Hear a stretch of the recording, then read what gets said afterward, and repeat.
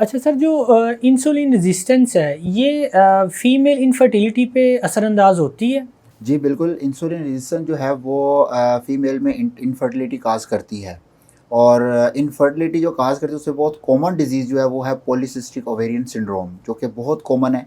हर दूसरी तीसरी जो फीमेल है ना उसको ये है, और वेरी यंग एज में। और कुछ अर्सा पहले था कि जो ओबीज़ है, जिसका वेट बढ़ा हुआ है, उसको पीसीओ है।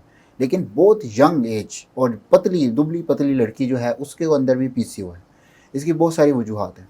अच्छा सर, मेरे नाजरीन के लिए कुछ थोड़ा सा आसान करके बताएं कि क्या एक खातून या कोई लड़की खुद इसको तशख़ीस कर सकती है? उसको क्या अलामात आएँ तो उसको कुछ थोड़ा सा अलार्मिंग हो जाना चाहिए कि जी मुझे पीसीओएस की अलामात हो सकती हैं? जी बिल्कुल, इसमें सबसे पहले जो है वो मेंस्ट्रुएशन इर्रेगुलरिटीज़ है, यानी कि जो माहवारियाँ हैं या मेंसेस हैं वो इर्रेगुलर हो जाएँगी। इर्रेगुलर का मतलब ये है कि टाइम पे ना आना, या 1 महीना आए, 2 महीने फिर मिस हो गए, फिर आए, फिर 3 महीने ना आए, या 3 टू 5 डेज़ जो रहते हैं, 5 टू 7 डेज़ जो है मेंस्ट्रुएशन रहती है, वो कम होते जाएँ। ये 2 दिन ब्लीडिंग के हैं बस ख़त्म, उसके बाद नहीं पता। हाँ, ये कॉमन मसला सर, जी, काफ़ी तो पेशेंट्स इस एक चीज़ ये है। कहते हैं। उसके अलावा क्या अलामात आती हैं, वेट का बढ़ना भी अलामात में शामिल है। उसके अलावा सर के बालों का घिरना, और मेल बाल्डनेस, यानी कि मेल पैटर्न बाल्डनेस होता है वो आना, टाँगों पे, चिन पे, अपर लिप पे बालों का आना, जिसको हिर्सुटिज़म कहते हैं। ये स्लीप डिस्टर्बेंस, स्लीप का डिस्टर्ब रहना, ये मोस्ट कॉमन अलामात हैं। तो जो अलार्मिंग सिचुएशन है, जब मेंस्ट्रुएशन इर्रेगुलरिटी आना शुरू हो गई हैं, तो उसको डॉक्टर के पास चले जाना चाहिए और अपने टेस्ट करवाने चाहिए।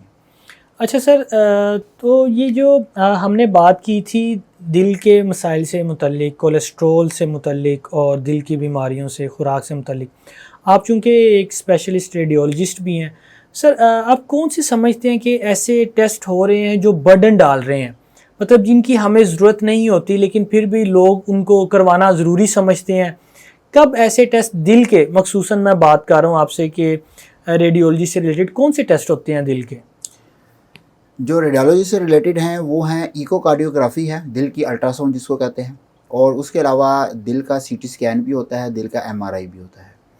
तो दिल का सीटी स्कैन जो है वो एक ऐसा है जो कि नुकसान पैदा कर सकता होता है अगर आप इसको बार बार करवाएं, या इंडिकेशन ना बन रही हो तो करवाएं, क्योंकि एक तो पैसे भी, दूसरा उसके अलावा रेडिएशन एक्सपोजर भी।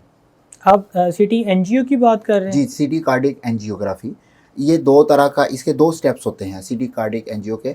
एक होता है कैल्शियम स्कोरिंग और एक होता है एंजियोग्राफी। सबसे पहले जब सीटी स्कैन के टेबल पे पेशेंट को लटाया जाता है, एक दफ़ा प्लेन एक्स-रे लिया जाता है, उसका सीटी स्कैन किया जाता है, उसकी इमेजेस ली जाती हैं। उसके अंदर हम कैल्शियम स्कोरिंग देखते हैं, यानी कि कहाँ-कहाँ पर खून की नालियों में व्हाइटिश-व्हाइटिश हमें जगह नज़र आ रही होती है, यहाँ पे कैल्शियम डिपॉज़िट हुआ हुआ है। और फिर उसके बाद एक कंट्रास्ट का इंजेक्शन लगाया जाता है इसकी वेन के अंदर, बेरेला पास करके, आईवी लाइन पास, उसके अंदर कंट्रास्ट का इंजेक्शन लगाया जाता है। तो रेडियो एक्टिव मटेरियल होता है, वो जहाँ जहाँ खून की नालियों में से गुजर रहा होता है उसको कैप्चर कर लिया जाता है, इमेज ले ली जाता है। फिर उसको एसेस किया जाता है कि कोई खून की नाली आगे जाके बंद तो नहीं हुई हुई।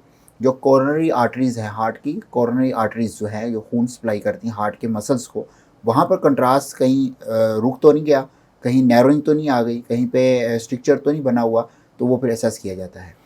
तो कार्डियक, जो सीटी कार्डियक होता है, ये 2 पार्ट हो गए इसके। तो इसके अंदर भी को कंट्रास्ट जो इंजेक्शन लगाया जाता है उसके भी कुछ साइड इफ़ेक्ट होते हैं, जो कि कुछ को आते हैं, कुछ को नहीं भी आते।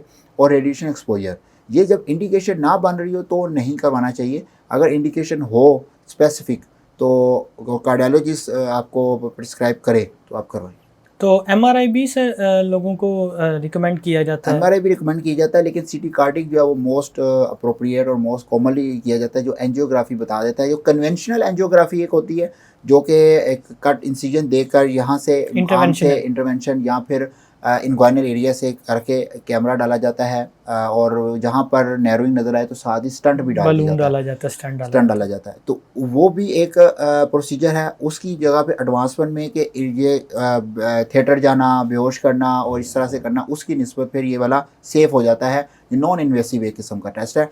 लेकिन अगर इसके अंदर कोई ऐसा मसला आ जाए बड़ा कि स्टंट की ज़रूरत पड़े, तो फिर रिकमेंड किया जाता है, सजेस्ट किया जाता है कि इसको आगे जो है वो स्टंट डलवाया जाए, कन्वेंशनल एंजियोग्राफी अच्छा करवाई सर, जाए। लोग आजकल आकर ये भी कहते हैं कि उन्होंने हमारी एंजियोग्राफी की है लेकिन सिर्फ हवा का प्रेशर मारा है। आम जुबान में मैं ये कह रहा हूँ, ये क्या प्रोसीजर होता है कि हम- जी वो उनको ब्लॉकेज मिली है लेकिन उन्होंने स्टंट नहीं डाला, उन्होंने कहा कि सिर्फ प्रेशर से ही ये वो आप जो आपकी ब्लॉकेज है वो कन्वेंशनल खत्म। एंजियोग्राफी की बात करें? जी जी, हाँ जी। पूबा कहते हैं इसको, पूबा कहते हैं इसको। हाँ, वो भी वो एक है, लेकिन वो फिर कार्डियोलॉजी के फील्ड में लग बात चली जाती है। इसमें तो रेडियोलॉजिस्ट का रेडियोलॉजी कोई, में नहीं रोल है इसका ना, इसका तो कार्डियोलॉजिस्ट की बात है, जो कि वो फिर हवा मारना मीन्स के वो प्लाक को ज़रा साइड पे करना और उसको करना, वो फिर कार्डियोलॉजिस्ट की लाइन है जो मोस्ट सेफ है और साथ में नॉन इन्वेसिव हो जाती है। तो वो आ जाता है हमारे पास सीटी कार्डियक जो रेडियोलॉजी में होता है। अच्छा सर, लोग अक्सर ये सवाल पूछते हैं कि जी खातून है उसको हमल है तो क्या वो अपना कोई सीटी स्कैन या एक्सरे करवा सकती है? नहीं, एक्सरेज जो हैं उससे अवॉइड किया जाए। एक्सरेज जो हैं वो कॉन्ट्राइंडिकेशन है इसकी, कि जो हामला ख़वातीन हैं वो एक्सरेज में ना जाएं, कोई एक्सरे ना ऐसी करवाएं। इंडिकेशन है सर कि अगर उसको हमल है, कोई बहुत सीरियस मसला हो गया है उसके या वो LRTI के साथ है तो उसका एक्सरे हो सकता है? नहीं, उसका MR में जाया जा सकता है, एक्सरे नहीं। उसका अल्ट्रासाउंड किया जाए। जितने भी हामला ख़वातीन के मसाइल हैं ऑब्स से रिलेटेड, वो ऑब्स का अल्ट्रासाउंड ही बेस्ट है, उस पर बहुत सारी चीज़ें पता लग जाती हैं। ठीक है। और कुछ लोगों का होता है कि जी हमें पेस मेकर डला हुआ है या हमने कोई डेंटल इम्प्लांट्स करवाए हुए हैं तो क्या वो अपना MRI या CT स्कैन करवा सकते हाँ हैं? जी, जो पेस में डला हुआ है या इम्प्लांट है वो सीटी के लिए सेफ़ है, सीटी के लिए कोई मसला नहीं है। और जो MR है उसके अंदर जो पेस में डला हुआ MR नहीं करते, वो कंट्राइंडिकेशन है। और अगर इम्प्लांट डला हुआ है, कोई डेंटल इम्प्लांट्स हैं और या रॉड डला हुआ है टांगों के अंदर, तो वो पहले देखा जाता है कि ये कौन सा है। ये अगर मेटल रॉड है जो पहले होता था और आजकल जो है वो टाइटेनियम के रॉड जी। इस्तेमाल होते हैं, वो सेफ़ होता है। और अगर हल्का फुल्का डेंटल इम्प्लांट डला हुआ है या क्राउन चढ़े हुए हैं, तो उसके लिए फिर MRI की दो टाइप्स हैं, एक ओपन MRI होती है, क्लोज MRI होती है। तो हम ओपन MRI में जो है वो सेफ़ हो जाता होता है, उसके अंदर मसला नहीं होता। लेकिन टाइटेनियम का रॉड जो है वो दोनों में सेफ़ है। लेकिन मेटल रॉड है या कुछ ओल्ड एज पर्सन आते हैं कि रॉड डला हुआ है लेकिन मालूम नहीं, पुराना डलवाया हुआ है, तो फिर उसमें अवॉइड करते हैं।